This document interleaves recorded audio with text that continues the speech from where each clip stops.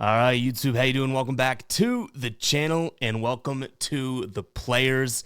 Definitely one of the best tournaments on tour here. I'm very, very excited to dive into this one this week. We are coming off of a womp worthy week with the Arnold Palmer Invitational. API didn't go our way.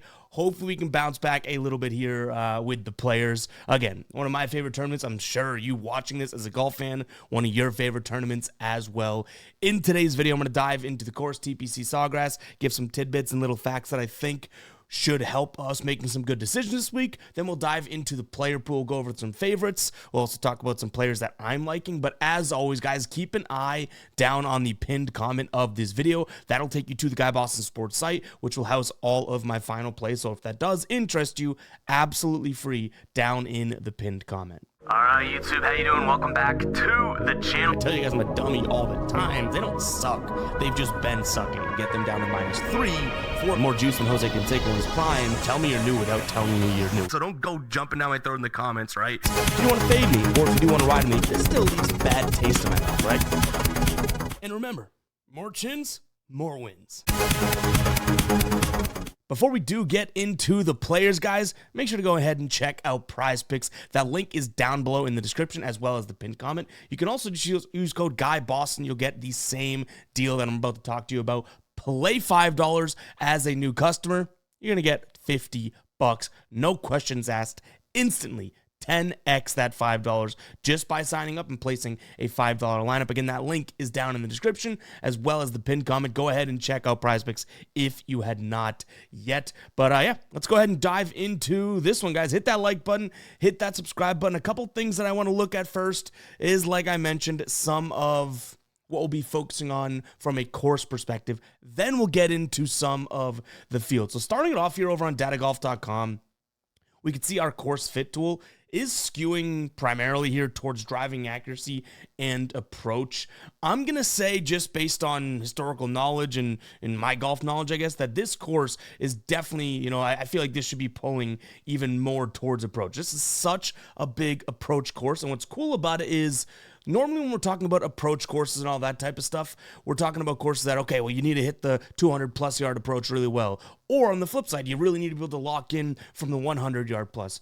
If we take a peek at even just the last time this was played here in 2024, look at the approach shot distribution here, right? 100 to 125, 125 to 150, 150 to 175, 175 to 200. All very, very viable in general, right, in terms of the distribution. Now, I will say, looks like we should have a little bit of, focus on the 100 to 125, 125 to 150, which we do have built into the model, but you cannot tip your nose up at the higher ranges as well. So this is a course that has a lot of, variability when it comes to the approach shot distribution, which is going to be very, very important. Now, what we have here is the course table, again, via datagolf.com. This is all free, what you're seeing. And you can see throughout the last 10 years where this course ranks. And right here's what I want to look at. Like I mentioned, we want to make sure that we're focusing on approach here. 4 of the last 5 years, this has been a top 2 or 1 course when it comes to approach inside 150. It's been a top 20 course on the approach in general over the last 10 years. You can see 18 from further out, 6th close enough from the approach overall, averages out at 12. So yeah, we have a lot of approach sort of weighing to put in here, right? And that kind of just gets validated too when we look at it from a bet the number perspective overall. Now, I mentioned driving accuracy and all that. Right here you can see that is definitely a little bit more than what we might see tour average, but looks like fairways and regulation just about the same, right? So that takes away from a little bit. You can even see from off the tee here, this is the last 3 years of anyone that finished in the top 20. We have it sorted by position. You can see here, guys that are finishing towards the top of the leaderboard are crushing in the approach department. There have been some. Cameron Smith, 2022 wins it, crushed in the approach department, honestly lost 1.3 strokes throughout the weekend, right? So, I mean, there is a little bit of, I guess you could say, disparity between off the tee placement and then compared to approach. I think that you really do. You must. The only one we even have here in the top 5 is Kevin Kisner, finishing 4th, 2022, but everyone else just gaining a massive amount of strokes here off the tee. One thing you also notice as we start to scroll down, so yes, we start to see some reds as we get into like the top 10 range and whatnot, but anyone inside the top 10, say we started here, a lot of around the green success, right? As we scroll up, you can see that. So yes, around the green, you are going to miss greens. You're going to be in bunkers, that type of thing on this course, small greens, right? So I could see us having a little bit of around the green built into the model, which we did put in as well. So yeah, I would say if we were to rank this, we're going to look at approach, which encompasses a couple different things. Approach, ball striking is going to be really important. Approach from 150 in, approach from 150 and out. So we have a lot of approach numbers there that we're focusing on. And then we'll throw in the around the green. We'll throw in the tee to green. I mean, if we want to look at that too, you can kind of look at winner, the winner from last year. We have Scotty, but tee to green is certainly important. A ton of green here when it comes to tee to green for these guys that placed.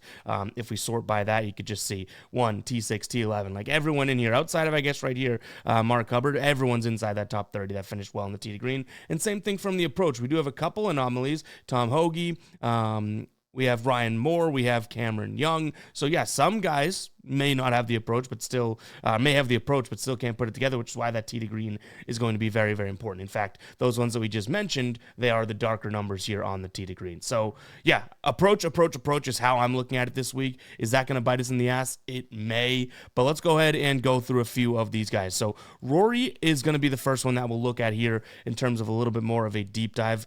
Scotty, we'll get to Rory next. Can you ever say anything negative about Scotty? Like, no. But I mentioned it last week, right? It's going to come down to, is he worth the odds or anything like that? One thing I will say is he looks pretty damn good, especially, not even necessarily in the fairway or the rough here, in gaining strokes when he is inside that 125 mark. That's very, very important, like we had already mentioned with the course table. Sawgrass right here, bump that out. You could see inside 150. I mean, definitely where the approach is even more important. So yes, Scotty could definitely be a viable option. He's playing really, really well. And the around the green is something that I would want to note for him as well. AT&T, Waste Management, maybe not, but the last 2 tournaments that he's played in, Genesis and Arnold Palmer here, that around the green could come into play. Like I had mentioned, that is built into our model because you will find bunkers here. You will miss greens. So that's big for Scotty. But overall, tee to green, approach, and around the green would be something to look at him for, right? Now, Rory is the next one we're going to look at. Now, I'm not like in love with Rory this week by any means. His approach play has been kind of dicey for me. You can even see here, AT&T really, really well. Okay, well, he crushed AT&T, gained 14 strokes, right? Then he's had 2 top 20s, so good for him. I get that, but 0.7 strokes gained on the approach. And then he lost strokes at the API. He putted really, really well, which, weirdly enough, Rory's putted better this year than he has, done plenty else. One spot where we can see, and again, we only have a small sample size from him, his tee to green strokes gained is really, really looking very good. Accuracy, not all that tremendous. In fact, let's just look at the 5 rounds. A little bit of last year and some of this year. Accuracy is really, really poor. So if we do want to give a little bit of weight here, that's another reason why I may not be, all over Rory. You can even see here driving accuracy 131. It's a field of 144. So yeah, not exactly a Rory week, if you ask me, but you know what? He's proved me wrong. I didn't like him. Where was it? Right here at the AT&T, right? And look at this. Blew me away. So I've definitely been wrong about Rory in the past and right about Rory in the past too. Colin Morikawa is someone that I do like. You can even see here from the model perspective, 18th in terms of off the tee versus the field. Tee to green, number 1 guy in the field. We sort this by tee to green, boom. And I think this is over the last 24 rounds. Driving accuracy is great. Ball striking is great. And then the approach, the approach is kind of middle of the pack, but around the green, putting here from the range that I dictated, just based on historical values, that 8 to 18 and 16. Or 6 to 18 range, being important. And he scores well on par 5s, which I haven't mentioned. We look at this, right? Par 5 scoring is going to be fairly important here. It's realistically the only type of hole, right? Par 3, par 4, but par 5, though it's marginal, it's the only one that really strikes me as something that's very, very close. You're 0.4 over here, you're 0.7 over here, just 0.2 over here. So if you could score well on the par 5, you're going to look really, really good. And how about this, right? 2.87 in terms of bogeys per round, 2.66 is tour average. So I did throw in par 5 scoring. I think that's where you can make some of your hay for sure. So yeah, Colin Morikawa probably out of these 3 is someone that I'm really liking. Ludwig, I can't really say too much negative about. I mean, last year he had a top 8, right? He's Genesis won it, T22 at the API. I don't want to sit here and say that I don't like Oberg. I just don't think he does anything spectacularly that fits this course, all that tremendously. But he hits it straight, hits it far, fairly accurate. Even though, the last few rounds may not dictate that, you could get behind him. I don't think that he's my guy this week, especially for the odds. One guy that I think does have some value would be Justin Thomas. He hasn't had the best course history. You can see here on the right side of your screen, T33, 60, and cut in his last 3 starts here. And then coming off of a week last week where it didn't look all that tremendous, but I do think the tee to green numbers here, again, tee to green being massive. You can see our top 3 guys. We'll talk about Michael Kim in a second. Tee to green for Justin Thomas is huge. The approach is huge, and he's going to be one of the best ball strikers in the field as well. So Justin Thomas, another one of those favorites that I'm liking. Now let's get into some guys that I do think have some value behind them. Tommy Fleetwood, for sure. You could see him. Putting is going to be the only thing that kind of calls for concern here. But even in terms of his history at this course, he's been pretty good. Only 1 cut over the last 5. He's got a few top 30s, all top 40s outside of that cut. So yeah, Tommy Fleetwood, maybe some sort of a matchup play. You're not going to get the best value on him in terms of odds and whatnot, but a top 20 play for Tommy Fleetwood for plus 115 or better, yeah, I could get behind that. Russell Henley, I had to leave on this list. I don't know if I'm going to be able to come in here and say, hey, T6, T1, go do something amazing at the Players. He's playing good golf, obviously. Mixed bag in terms of course history, but driving accuracy looks good. The putting and the around the green look good. The tee to green looks good as well, right? We filtered this to our favorites so we can kind of shrink the list. Sepp Straka fits this course. I mean, there is a ton of green here. In fact, if we do take away the favorites and just sort by what the model is saying is the best play, Morikawa we already talked about, but Sepp Straka, number 2 here in our model. He has 2 of his last 3 years playing here. T9, T16, yes, the T65 in 2023, but he did make the cut. T11 and T5 over his last 2 starts as well. So playing really good golf. Fits the bill for this course. Definitely something that I think is worth, someone I should say, that is worth considering. Michael Kim is having himself a damn year. He's got the tee to green metrics. He's got the ball striking here, the approach from inside that 200-yard mark. So I like him as well.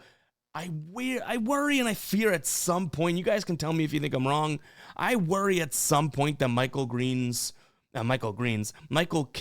ability, whether it's around the green or on the green, is really going to fall apart. He'll keep striking the ball well, but the putter, he's been hanging in there. In fact, if we wanted to look at him just for a second, I could show you what I mean.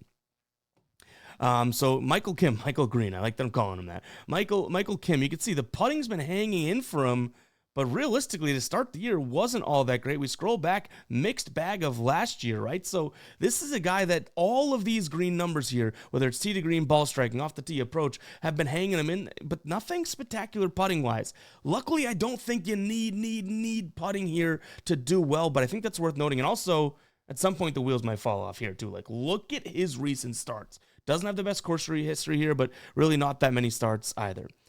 Taylor Pendrith is someone that I wanted to keep in here. Now, he's playing some bad golf, I'll be honest, and he has some bad course history here. But number 1 in terms of off-the-tee strokes gained, and the number 1 ball striker in the field. Number 2 in par 5 scoring average. This is someone that's going to be hard for me to pass up, but could be somewhat of a matchup play, right? But for him, I would probably just think maybe it's like a top X and move on, because he's volatile. There could be some chaos when involving him, right? So it's why would we throw in matchup? If he's going to play well, I think he's going to play really well, like a top 15 type of thing. If he's going to play bad, he's going to play bad. So maybe we just get the better of the odds by going with a top, 10, 20, top, finishing position inside 25.5, something like that. One matchup play that I would want to mention here is Doug Ghim. I do like Doug Ghim. You can see playing up and down golf, right? Has some good metrics here in terms of what he's done at this course. You can even see here on the right side of your screen, course history for Doug Ghim, T29, 21, T6 and 22, and then T16 last year, 24. Strokes gained on the approach look good. Ball striking looks very good. And the tee to green looks very good as well. And you can see here, right? 2 things that I weighed just from my favorites. This is where I click the star on. tee to green, a lot of deep green, and then ball striking, a lot of deep green, because I think that those are a way to say, okay, gain your strokes and without having to truly focus on putting, but also the ball striking. Like, that's how I can kind of also see from a bird's eye view the approach towards the green, whether it's the, whatever distance we're looking at. This is the longer distance, that's a shorter distance. I would say that ball striking helps me kind of make that decision as well. Now we get into a few plays that I guess Doug Gim also in that boat of like value, but a few plays that I do think have a good chance here. We'll start from bottom to top. Bryce Garnett kind of fits the bill well. Driving accuracy, pretty good. Putting around the green, par 5 scoring, sure. T11 within the last couple starts. Everything else is meh, but you're getting him at 250 to 1. I mean, like, yeah, if you like him, then sure. This is definitely someone that I would consider, top 40 for a little bit of unit split, and that's about it. Same thing for Kevin Roy here. No starts here, but everything in the model looks good. Around the green looks great. 5th best in the field, but everything looks really good. And I forgot to mention, these puttings are on, putting and around the green is using the overseed grass, which is TPC Scottsdale, TPC Sawgrass here. Joe Highsmith, obviously a win a couple weeks ago. Par 5 scoring looks good. And then again, some light green in terms of some of our key metrics. So he'd be someone I consider as well. And then I really do like Nick Taylor in this one here. 2 top 25s within his last 5 starts. A T9 at the Genesis. T31 last week, not all that great, but he did finish T26 here last year. I think this could be a very strong matchup play and maybe a top 30 type of a play for us as well. His stroke gain on the approach have been phenomenal. These are his last 5 starts. Like, absolutely phenomenal here. His strokes gained on the approach, 3 of the last 4 years have been phenomenal here. So he's really just waiting for that off the tee to click, and I'm hoping that's the case. But you can see 94th in terms of field here, but tee to green ranks well, driving accuracy ranks well, ball striking ranks well. I'm hoping that his off the tee numbers can kind of come to form and really help us out there. So these are the guys that I'm looking at. Again, just top to bottom: Morikawa, JT, Fleetwood, Henley, Sepp Straka, Michael Kim, Taylor Pendrith, Doug Gim, Taylor, Highsmith, Roy, and Garnett. Keep an eye down on the pinned comment, like always, guys, because if we add anything or throw anything else in, that'll be there, and that's kind of your source of truth. We record these midweek. Anything can happen throughout the week that changes some opinions and that type of thing. So, yeah, appreciate you guys sticking with me throughout this video. Hit that like button, hit that subscribe button. Comment 17 if you made it this far into the video.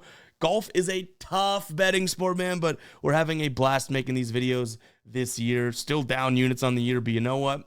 There's always time. There's always times. We got some big momentum swing coming. I feel it. Hopefully. We'll catch you guys in the next one, right? Peace out.